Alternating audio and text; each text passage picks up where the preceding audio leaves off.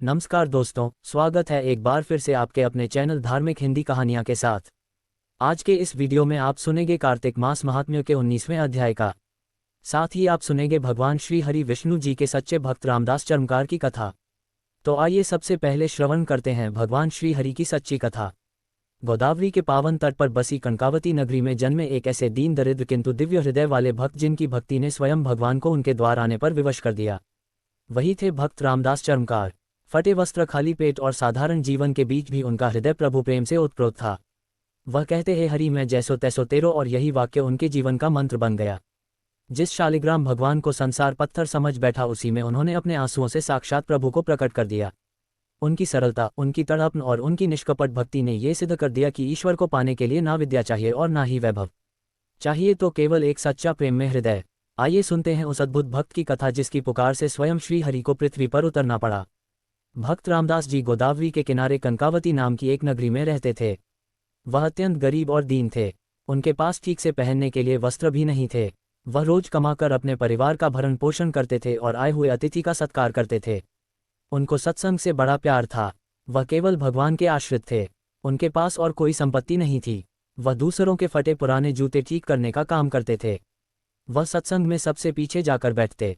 जो बात समझ में आती उसे सुनते रहते और जब भगवान के नाम का कीर्तन होता तो नाचने लगते। एकांत में वह कभी कभी हृदय से पुकार उठते हे हरि मैं जैसो तैसो तेरो। इसके अलावा उन्हें और कुछ नहीं आता था। वह एकदम भोलभाले भक्त थे। ये पंक्ति हे हरि मैं जैसो तैसो तेरो उनको इतनी अच्छी लगी कि वह निरंतर इसे गुनगुनाते रहते। इससे उन्होंने प्रभु से संबंध बना लिया। उनका मन पवित्र हो गया। कभी कभी वह आंसू बहाते और इस पंक्ति को गुनगुनाते।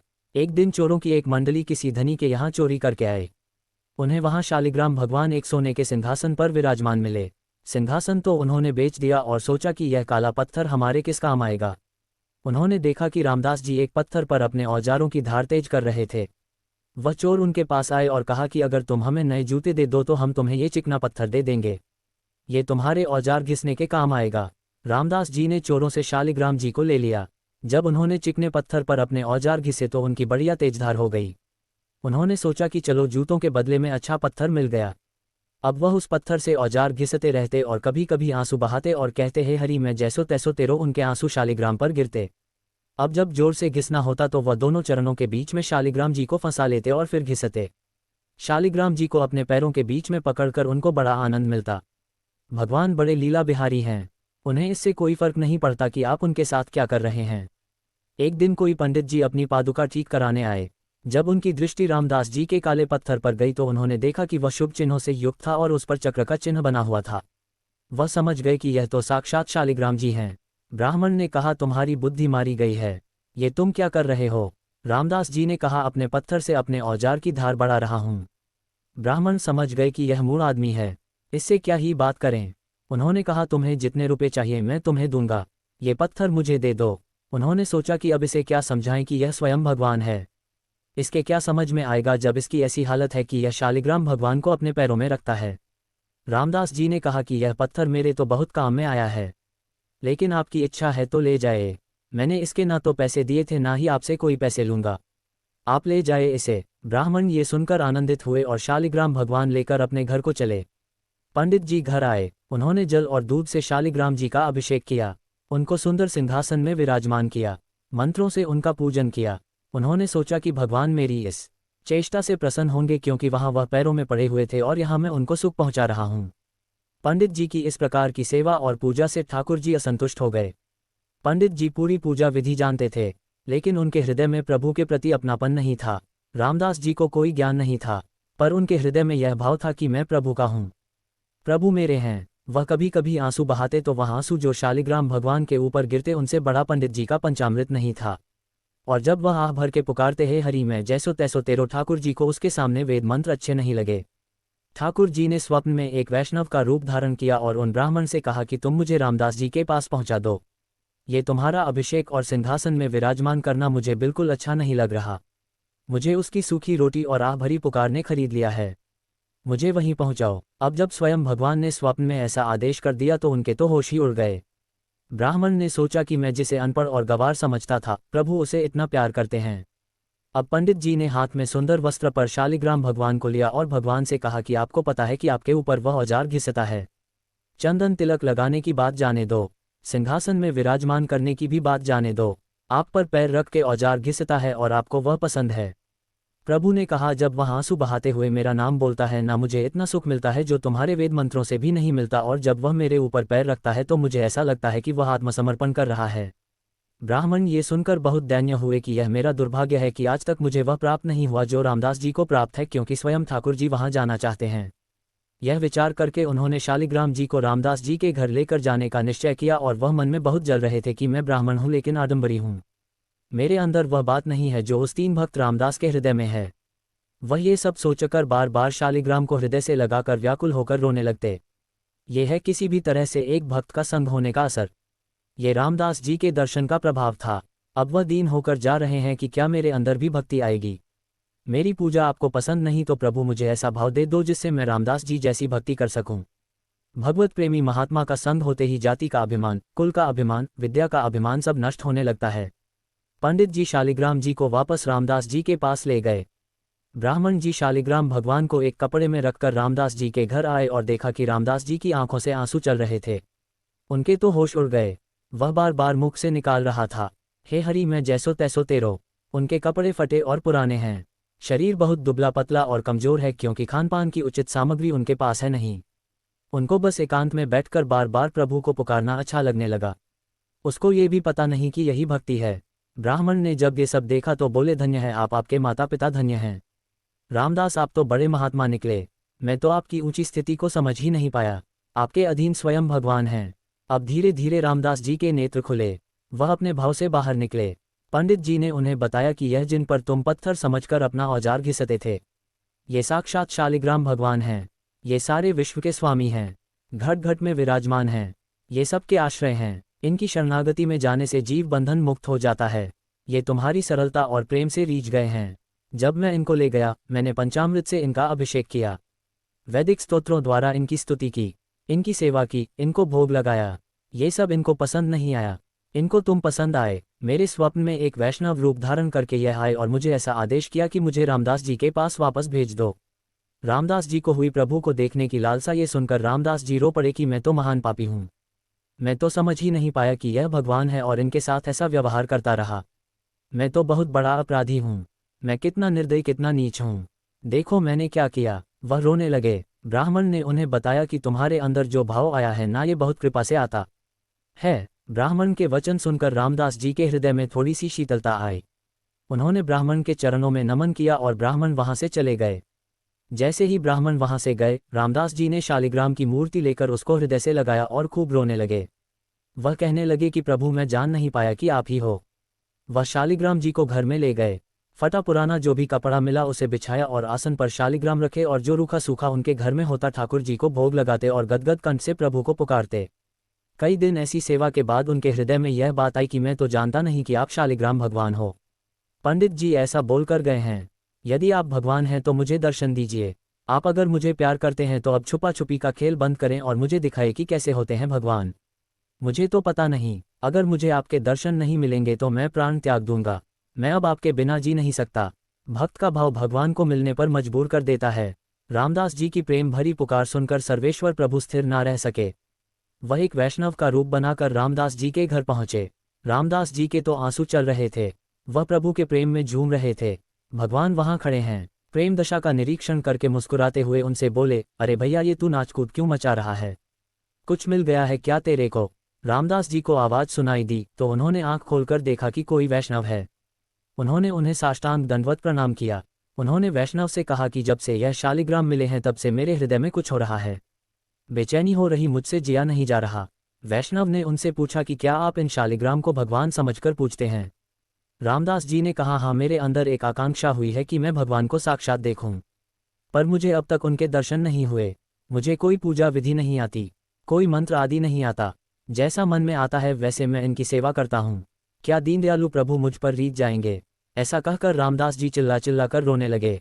वैष्णव ने कहा कि यह बात तो ठीक नहीं है। भगवान बड़े बड़े योगियों मुनियों की तपस्या से भी उनको दर्शन नहीं देते तो तुम जैसे मनुष्य को भगवान कैसे दर्शन देंगे? मेरी बात मानो, ये दर्शन की बात छोड़ो और अपना काम धंधा करो। थोड़ी देर रोज भजन साधन कर लिया करो। वैष्णव की यह बात सुनकर मानो रामदास जी का हृदय फट गया। उनकी आंखें खुली की खुली रह गई। उन्होंने कहा, वैष्णव देवता, आपका कहना सत्य है। मैं भगवत साक्षात्कार का बिल्कुल अधिकारी नहीं हूँ, पर मैं क्या करूँ, अब मुझसे जिया नहीं जाता। मेरे स्वामी बड़े करुणा सिंधु हैं, चाहे जो कुछ हो मुझे दर्शन मिलेंगे। रामदास जी नाचने लगे और फिर भी व्याकुल होकर पुकारने लगे और प्रभु खड़े हुए। ये सब देख रहे थे। भगवान वैष्णव स्वरूप से बोले, बेटा रामदास, तेरा जीवन धन्य है। मैं देखना चाहता था कि तू मेरे प्यार में कितना व्याकुल है। देख मुझे। ये सुनकर उन्होंने आंखें खोली और देखा वह वैष्णव नहीं थे, वह भगवान श्याम सुंदर थे। उसने देखा कि वह स्वयं मदन मोहन त्रिभंगीलाल थे। उन्होंने अपने होठों पर बंसी धारण की हुई थी और आनंद मुद्रा में विराजमान थे और रामदास जी की तरफ देख रहे थे। प्रभु का सुंदर रूप देखकर वह आनंद समुद्र में डूब गए कि अभी तक मुझसे भगवान ही बात कर रहे थे।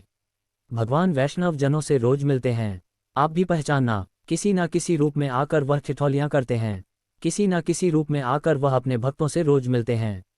रोज परीक्षा करें, उनको पहचाने कि कहीं इस रूप में मेरे प्रभु तो नहीं आ गए, मैं कहीं चूक ना जाऊं। एक दिन वह पकड़े जाएंगे।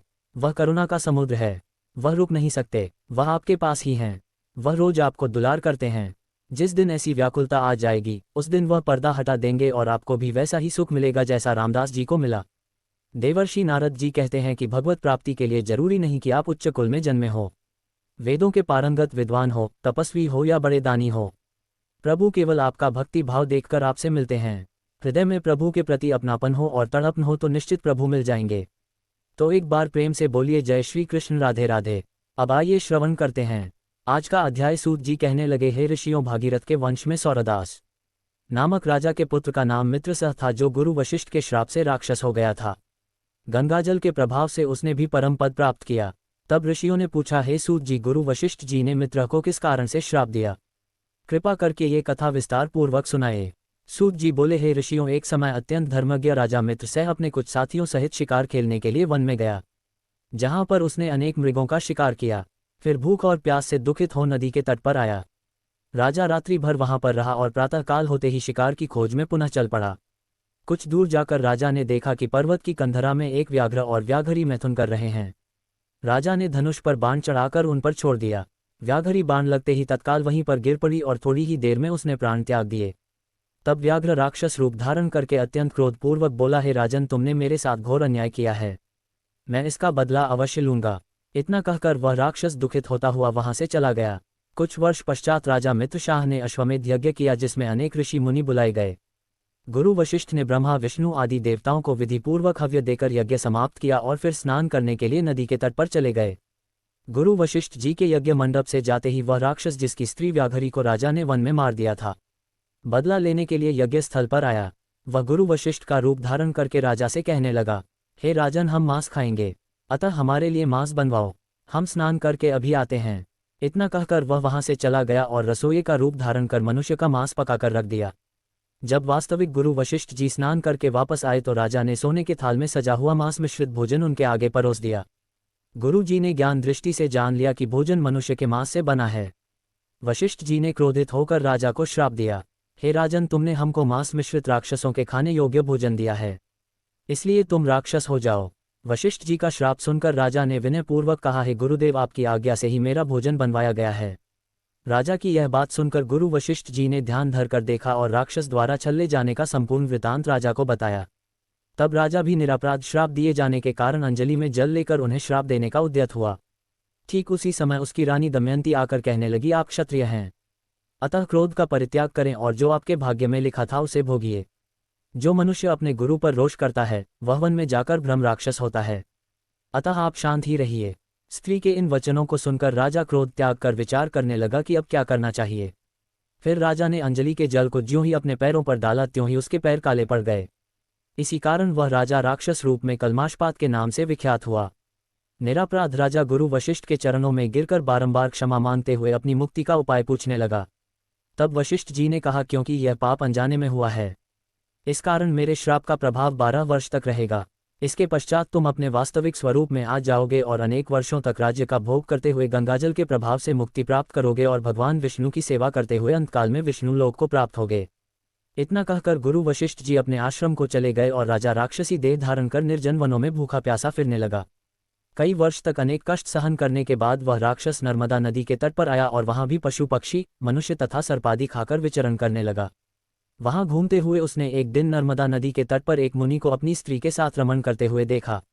भूख से पीड़ित होने पर जैसे व्याघ्र मृग को पकड़ लेता है उसी प्रकार उसने मुनि को पकड़ लिया।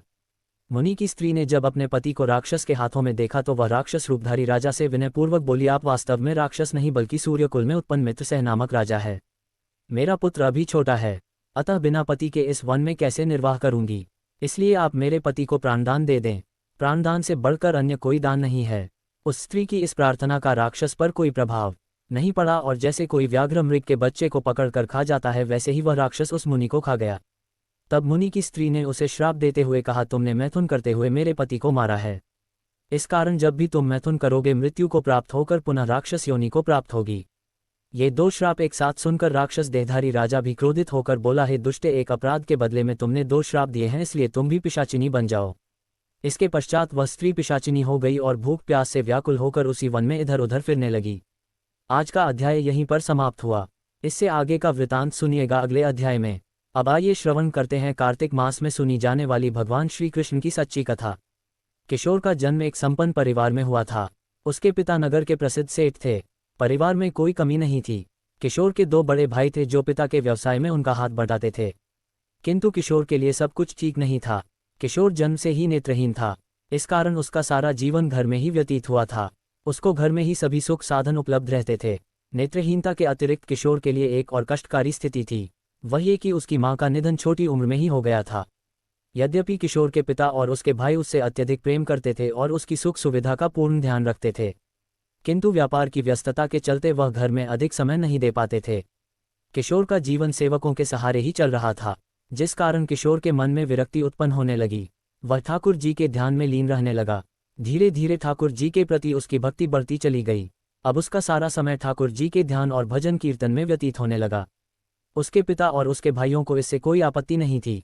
उन्होंने उसको कभी इस कार्य से नहीं रोका, किंतु समय की गति को कौन रोक सकता है। समय आने पर दोनों बड़े भाइयों का विवाह हो गया। आरंभ में तो सब ठीक रहा, किंतु धीरे धीरे किशोर की भाभियों को किशोर अखरने लगा। किशोर भी अब युवा हो चला था। उसकी दोनों भाभी किशोर की सेवा करना बिल्कुल भी पसंद नहीं करती थी। पहले तो वह इस बात को मन में छुपाए रही, किंतु धीरे धीरे इस बात ने किशोर के प्रति ईर्ष्या का भाव ले लिया। अपनी भाभियों की इन भावनाओं से अनभिज्ञ किशोर उनमें अपनी मां का रूप देखता था और सोचता था कि उसकी मां की कमी अब पूर्ण हो गई है। धीरे धीरे ईर्ष्या विकराल रूप धारण करती जा रही थी। कुछ दिनों बाद किशोर के पिता का भी देहांत हो गया। अब किशोर पूर्ण रूप से अपने भाइयों और भाभियों पर ही निर्भर हो गया था। उसके भाइयों का प्रेम अब भी उसके प्रति वैसा ही बना रहा, किंतु कहते हैं कि त्रिया चरित्र के आगे किसी की नहीं चलती। अवसर देख किशोर की भाभियों ने अपने पतियों को किशोर के विरुद्ध भड़काना आरंभ कर दिया। जैसे जैसे समय बीतता गया उनका षड्यंत्र बढ़ता गया। अंततः वह दिन भी आ गया जबकि किशोर के भाई भी पूर्ण रूप से किशोर के विरुद्ध हो गए। अब उनको भी किशोर अखरने लगा था। इन सब बातों से अनभिज्ञ, सहज, सरल हृदय किशोर अब भी ठाकुर जी की भक्ति में ही लीन रहता था। वह अपने भाइयों और भाभियों के प्रति मन में किसी प्रकार की शंका नहीं रखता था। किंतु ऐसा कब तक चलता। आखिर एक दिन भाइयों की पत्नियों ने अपने पतियों को समझाया कि इस नेत्रहीन के मोह में क्यों फंसे हो, इससे मुक्ति प्राप्त करो, अन्यथा एक दिन तुमको अपनी संपत्ति इसके साथ बांटनी पड़ेगी। इस संपत्ति पर इसका अधिकार ही क्या है, इसने जीवन भर किया ही क्या है, ये जो भी कुछ है सब तुम्हारे परिश्रम का ही परिणाम है, फिर संपत्ति इसको क्यों दी जाए। भाइयों के मन में कपट घर कर गया। एक दिन सब मिलकर किशोर से कहा, अब हम तुम्हारा बोझ और अधिक नहीं उठा सकते, इसलिए हम तुम्हारा रहने खाने का प्रबंध कहीं और कर रहे हैं।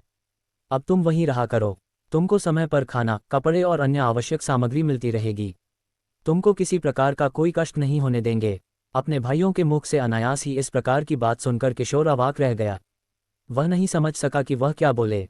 उसकी आंखों से झरझर अश्रु बह निकले, किंतु वह कुछ भी बोल पाने की स्थिति में नहीं रहा। अंततः स्वयं की संयत करते हुए वह बोला, भाई आपने मेरे लिए जो निर्णय लिया है वह निश्चित रूप से मेरे अच्छे के लिए ही होगा, किंतु बस इतना तो बता दो कि मेरा अपराध क्या है। बस यही कि मैं नेत्रहीन हूँ, किंतु इसमें मेरा क्या दोष, ये तो प्रभु की इच्छा है। और भाई अब तक आपने मुझको इतना प्रेम किया, फिर अचानक ये क्या हुआ। भाइयों के पास कोई उत्तर नहीं था, वह उसको छोड़कर चले गए। अब किशोर पूर्ण रूप से अनाथ हो चुका था, किंतु ऐसा नहीं था जिसका कोई नहीं होता उसके भगवान होते हैं। और फिर किशोर तो ठाकुर जी का दीवाना था, फिर वह भला कैसे अनाथ हो सकता था। दुखी मन किशोर ठाकुर जी के ध्यान में खो गया।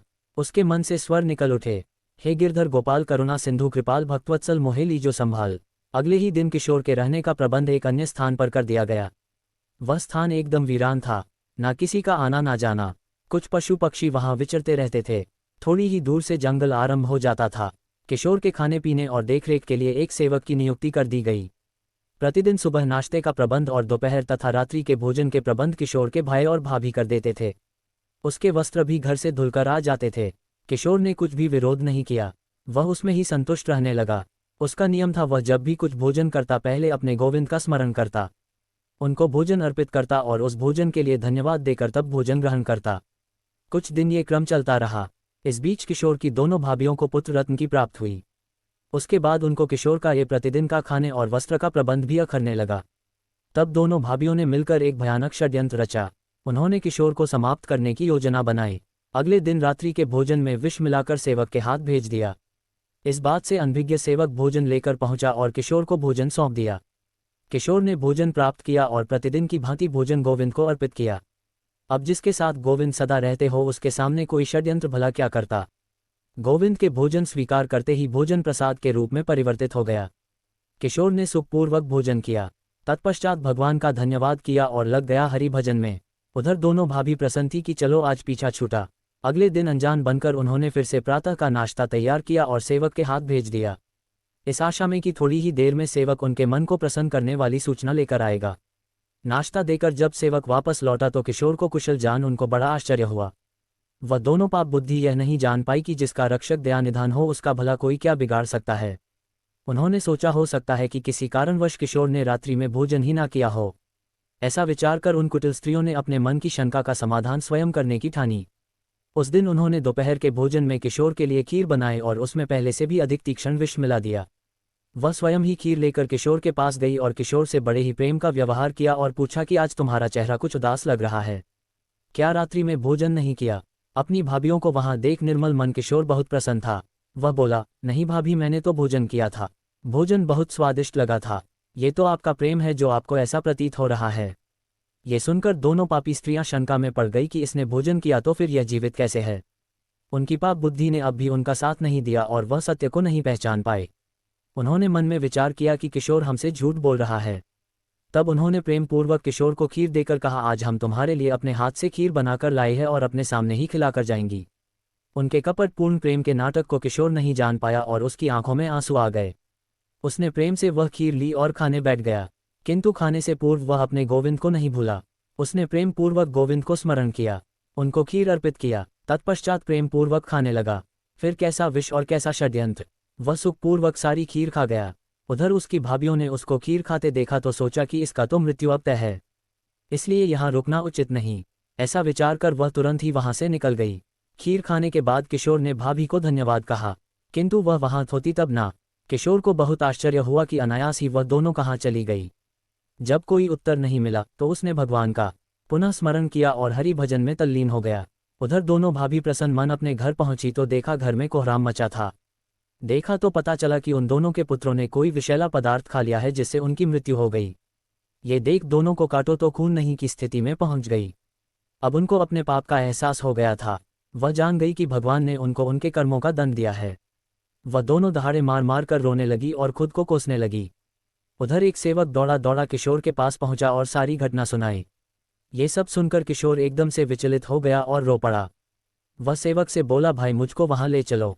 सेवक किशोर को लेकर घर पहुंचा। वह जाकर किशोर ने देखा कि सभी लोग जोर जोर से विलाप कर रहे हैं। उसके भाई और भाभी का तो रो रो कर बुरा हाल था। किशोर को वहां जीवित खड़ा देख दोनों भाभी सन रह गई। अब उनको इस बात का विश्वास हो गया था कि जिस किशोर को उन्होंने ठुकरा दिया और जिसकी हत्या करने की कुचेष्टा करी, भगवान स्वयं उसके साथ है। इसलिए उसका बाल भी बांका नहीं हुआ, बल्कि भगवान ने उनको ही उनकी करने का फल दिया है। वह दोनों कुटिल स्त्रियां किशोर से भयभीत हो उठी और उसके पैरों में गिरकर अपने सारे अपराध स्वीकार कर लिए और उनको क्षमा याचना करने लगी। किशोर और उसके भाई उन दोनों के इस षड्यंत्र को सुन अवाक थे, किंतु किशोर तो वहां उन बच्चों के लिए आया था। किशोर ने सेवक से कहा, मुझको बच्चों तक पहुंचा दो। सेवक ने ऐसा ही किया। बच्चों के पास जाकर किशोर ने श्री गोविंद को स्मरण किया और प्रार्थना करी कि हे गोविंद, आज मेरी लाज आपके हाथ में है। इन दोनों मासूमों को जीवन दान दो या फिर मेरा भी जीवन ले लो।